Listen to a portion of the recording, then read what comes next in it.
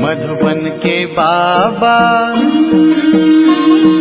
मधुबन के बाबा मुरली वाले, आपका क्या कहना, आपका क्या कहना। ओम शांति। आज 22 मई 2023 के साकार मधुर महावाक्य हैं। आज मीठे मीठे बाप दादा बोले, मीठे बच्चे, बाप की मदद या पूरा वर्षा लेने के लिए सगे बच्चे बनो। सगे अर्थात पूरा संन्यास कर पवित्रता की प्रतिज्ञा करने वाले।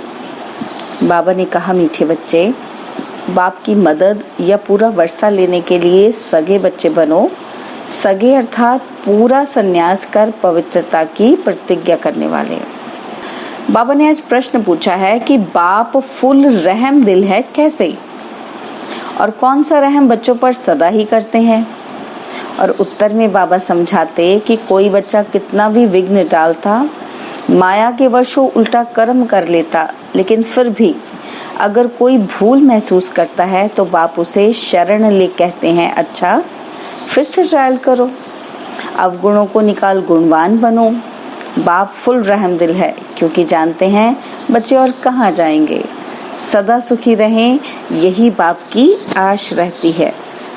मुरली का गीत है, तुम्हें बुलाने को जी चाहता है। ओम शांति। मीठे मीठे बच्चे, तुम्हें गोप गोपियां भी कहा जाता है। सत्युग में गोप गोपियां नहीं होते हैं, वहाँ तो राजधानी चलती है। गोप गोपियां संगम युग पर हैं, जबकि गोपी वल्लभ भी आते हैं। वल्लभ बाप को कहा जाता है। बच्चे याद करते हैं कि बाबा फिर से आओ। सभी सेंटर्स के बच्चे होंगे। सबको पता है कि बाबा इस समय मुरली बजाता होगा। वह मुरली टेप में भरती होगी, लिखते भी होंगे, हमारे पास आएगी।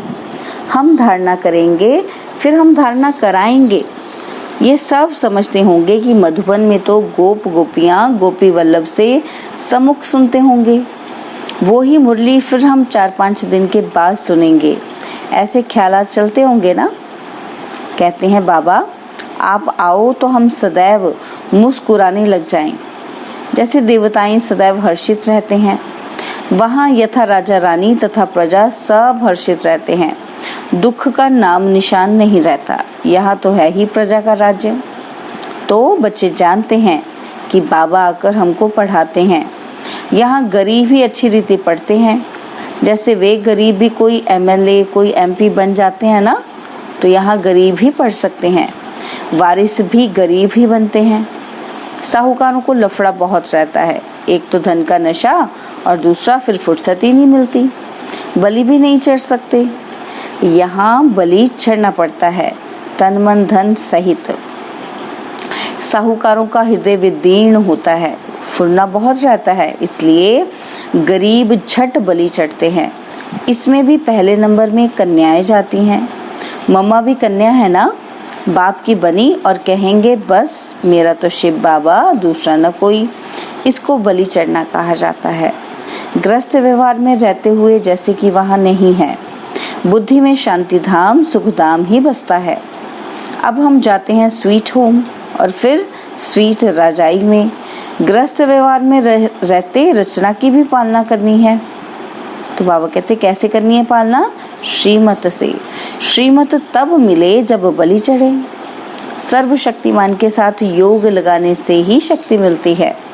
बाप का नहीं बनते तो शक्ति नहीं मिलेगी। सगे और लगे होते हैं ना, उन सन्यासियों में भी सगे और लगे होते हैं। कोई तो घर बार छोड़ जाकर कफनी पहनते हैं, वह सगे ठहरे, और कोई फिर फॉलोअर्स होते हैं, वह रहते हैं ग्रस्त में। उनको कहते हैं सौतेले, सगे नहीं कहेंगे। उन्हें फिर वर्षा मिल ना सके क्योंकि अपवित्र रहते हैं। यहाँ भी कोई तो सगे हैं जो पवित्रता की राखी बांधते हैं, बाकी जो पवित्र नहीं रहते हैं उनको सगे कह ना सके। यह है राजयोग द्वारा संन्यास और वह है हठ योग द्वारा संन्यास। बाबा ने समझाया है कि कैसे अपने को सन्यासियों के फॉलोअर्स कहलाते हैं, परंतु रहते हैं घर ग्रस्त में, तो उनको वास्तव में फॉलोअर्स व सन्यासी कह न सकें। संन्यास करने का पुरुषार्थ करना चाहते हैं, पर जिन्होंने कल्प पहले संन्यास किया है वही छोड़ते हैं। वह तो हो जाते हैं सगे और वह लगे। यहाँ जो भी बाप के बनते हैं वही सगे ठहरे। मदद और वर्षा भी सगे को ही मिलेगा, लगे को मदद मिल न सके। बाबा ने समझाया है कि यह है ज्ञान इंद्र सभा। यहाँ सब ज्ञान पुखराज परी हैं। 9 रत्नों की भी बहुत महिमा है। 9 रत्न की अंगूठी भी पहनते हैं। ब्राह्मण लोग कहते हैं यह पहनो तो तुम्हारी दशा बदलेगी। पत्थरों की भी महिमा कर दी है। वे ही तुम बच्चे हो। अब कहते वही तो तुम बच्चे हो। जितने जो सर्विसेबल बच्चे हैं वो विजयमाला में आते हैं। ऊंच ते ऊंच हीरा बनाने वाला है बाबा, उनको बीच में रखते हैं। मनुष्य तो इन बातों को जानते ही नहीं। 9 रत्न कौन है, पत्थर से भेंट क्यों करते हैं, जैसे नदियों से भी भेंट करते हैं। तो बाबा कहते तुम हो ज्ञान नदियाँ और वह है पानी की।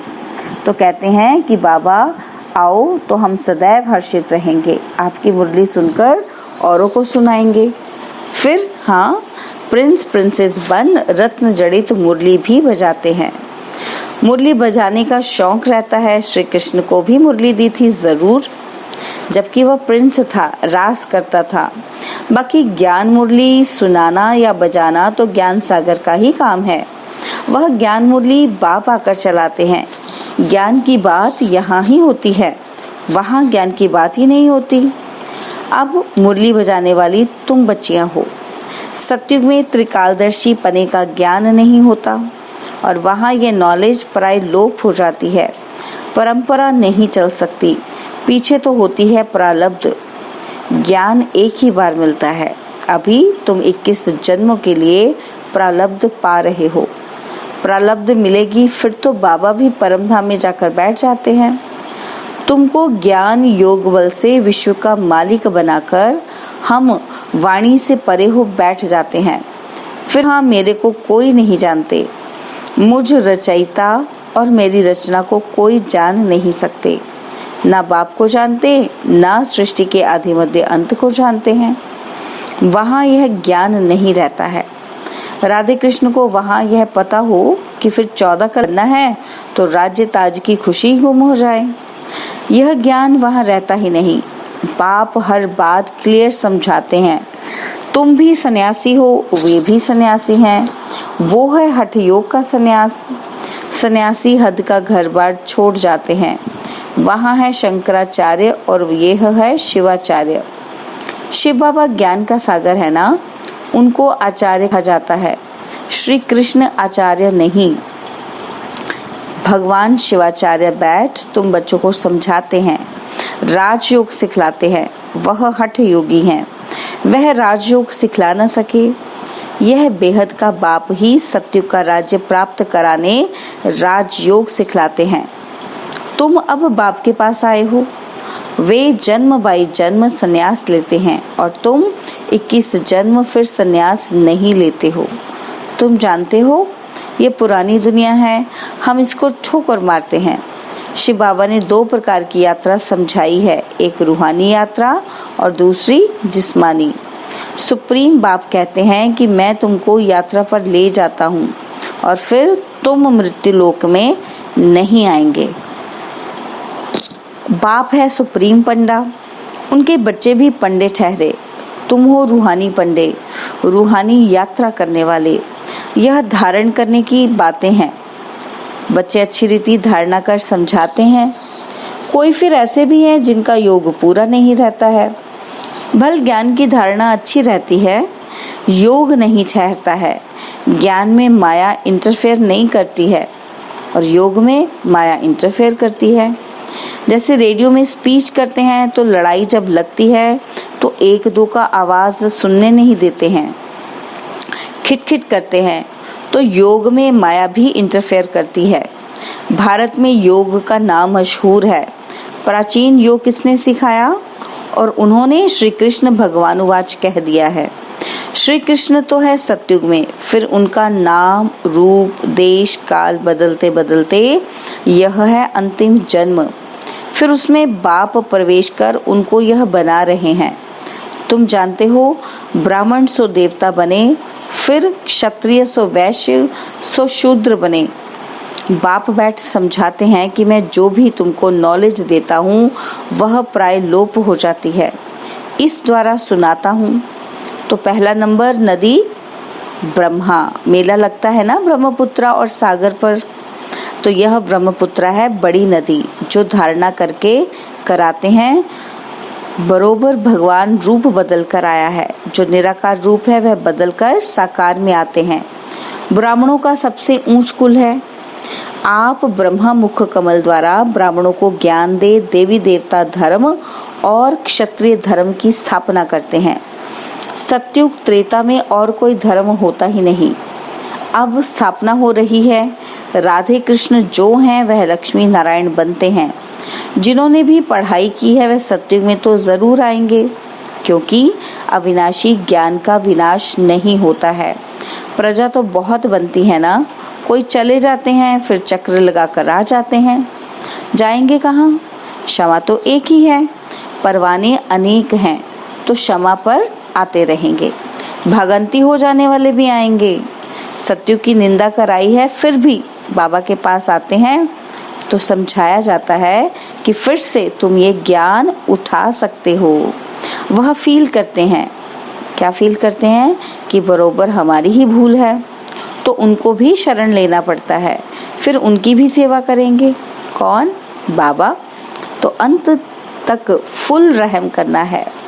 बाबा कहते कितना भी विघ्न डालते हैं फिर भी कहेंगे भल आओ ट्रायल करो, मना नहीं है। बाप है ही फुल रहम दिल। तुम उनके बच्चे हो ना, तो कहते हैं माया ने भटकाया है, फिर भी उनकी सर्विस की जाती है। शरण में आते हैं तो फिर उठाना है।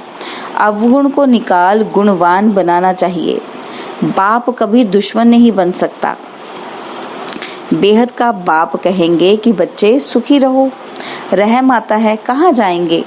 और तो कोई जगह है ही नहीं जहाँ बाप से वर्षा ले सकें। बाप सब बातें समझाते हैं। बहुत नहीं धारणा कर सकते हो तो फिर थोड़ा ही सही। अच्छा, मन मना भव, बाप की याद में रहो। आत्मा का स्वधर्म है शांत। Attention please. सावधान, अपने बाप को याद करो। बाप को याद करने से वर्षा जरूर याद आएगा। ऐसे हो ही नहीं सकता कि वर्षा याद ही ना आए।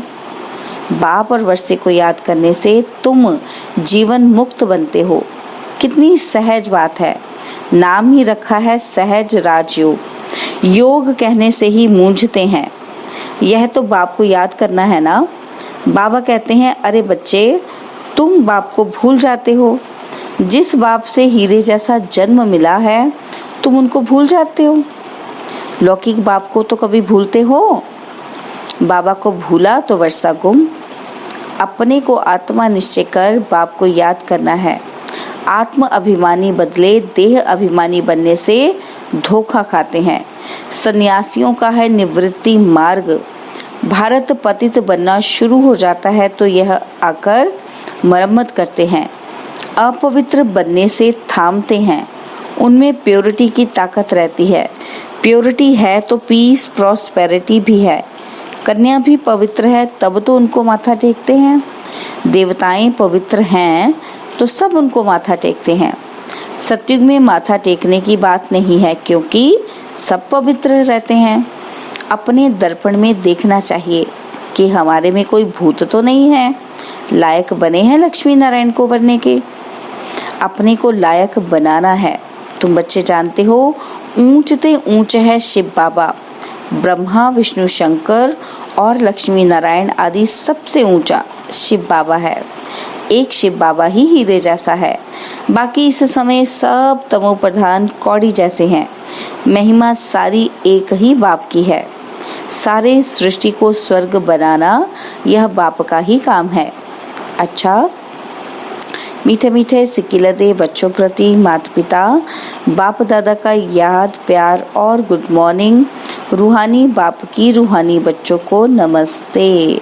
हम रूहानी बच्चों की रूहानी बाप दादाजी को दिलवाजान सिकवा प्रेम से नमस्ते। ओम शांति। प्यारे बाबा, मीठे बाबा, मेरे बाबा, शुक्रिया बाबा, शुक्रिया बाबा, शुक्रिया। धारणा के लिए मुख्य सार हैं। पहला पॉइंट है, बाबा कहते बाप पर पूरा बलि चढ़, बाप का सगा बच्चा बन, बाप से पूरा वर्षा लेना है, पूरा पवित्र बनना है। और सेकंड पॉइंट है, अपने को दर्पण में देख, भूतों को निकाल, गुणवान बनना है। बाप की मुरली सुन, धारण कर, औरों को करानी है।